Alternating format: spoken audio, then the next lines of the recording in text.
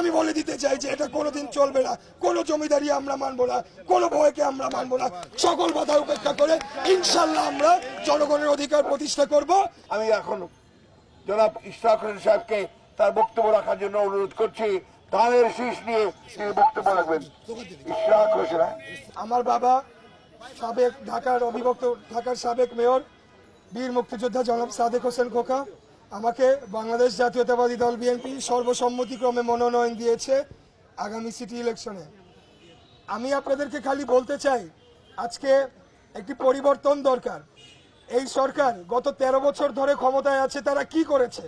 ঢাকা আজকে বসবাসের সব থেকে অযোগ্য নগরীর তালিকায় 1 নম্বরে আসে পৃথিবীতে, এবং বায়ু দূষণের দিক থেকেও আমরা সব থেকে দূষিত শহরের তালিকায় সারা পৃথিবীতে 1 নম্বরে এসেছি। এই যে আমাদের ঢাকাকে তিলে তিলে ধ্বংস করে ফেলা হয়েছে, তার কারণ হচ্ছে এই সরকারের জবাবদিহিতা নাই জনগণের প্রতি। তাদের জনগণের প্রতি কোনো দায়বদ্ধতা নাই। তারা প্রশাসনের ক্ষমতা ব্যবহার করে তারা জোর করে ক্ষমতায় এসেছে। তাদের তো জনগণের প্রতি দায়বদ্ধতা থাকার কথা নয়। আজকে সকল প্রতিষ্ঠানকে ধ্বংস করে ফেলা হয়েছে, সকল রাষ্ট্রযন্ত্রকে দলীয়করণ করে ফেলা হয়েছে। এই মহান মুক্তিযুদ্ধের মাধ্যমে এই স্বাধীন বাংলাদেশ করা হয়েছিল 1971 সালে। আমার বাবা আমাকে সব সময় বলতেন, উনি একজন গেরিলা মুক্তিযোদ্ধা। 19 বছর বয়সে উনি জীবনের বাজি রেখে অস্ত্র হাতে এই ঢাকা শহরেই উনি মুক্তিযুদ্ধ করেছিলেন। উনি বলতেন যে গণতান্ত্রিক আন্দোলনের সূচনা হয়েছিল, মুক্তিযুদ্ধের সূচনা হয়েছিল গণতান্ত্রিক আন্দোলনের মাধ্যমে।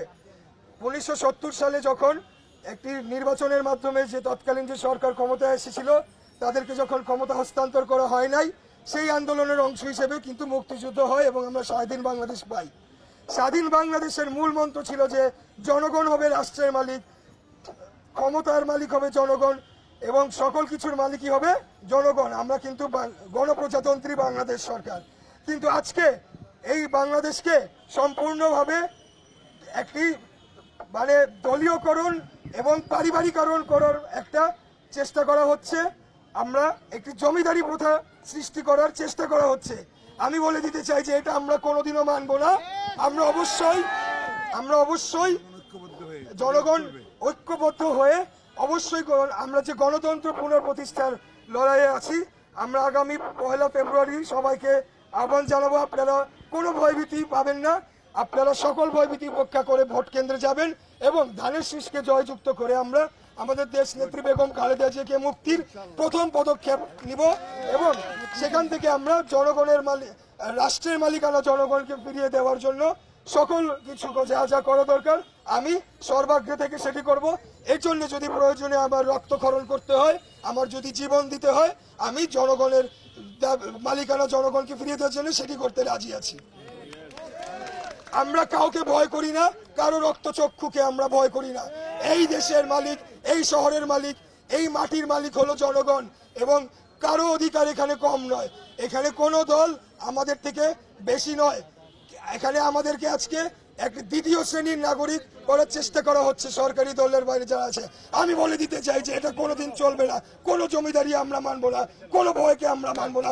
সকল বাধা উপেক্ষা করে ইনশাল্লাহ আমরা জনগণের অধিকার প্রতিষ্ঠা করব এবং আমাদের দেশনেত্রীকে মুক্ত করব।